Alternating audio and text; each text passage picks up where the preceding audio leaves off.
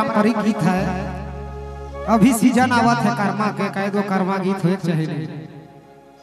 सारी भाटू के बात है, देखो सारी भाटू घर करम खेले आए हैं। कहा था भाटू हे हे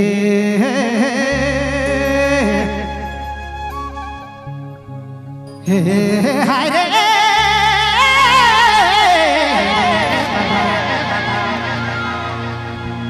हो हाय रे करम दीना आला सारी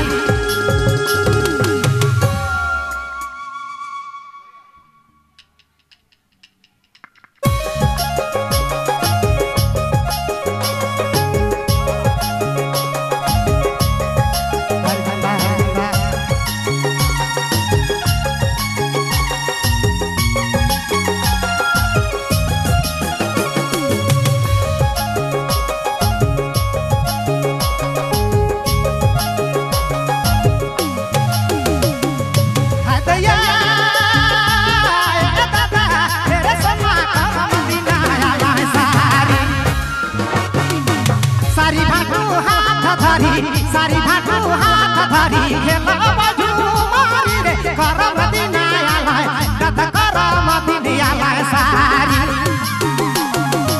सारी भाटू हाथ धरी खेला बाजू मारी करम दीना आला सारी करम दीना आला सारी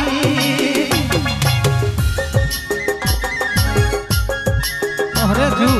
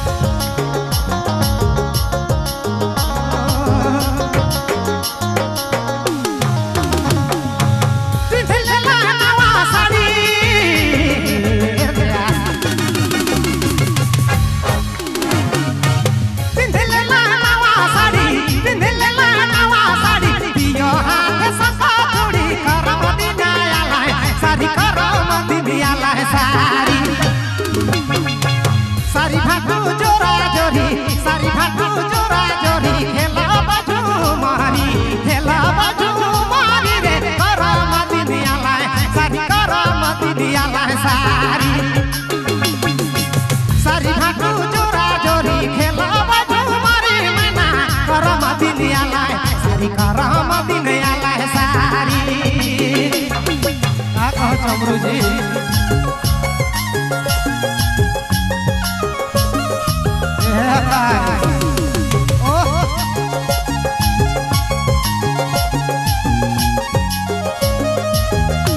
ठंडा में गर्मी छूटा है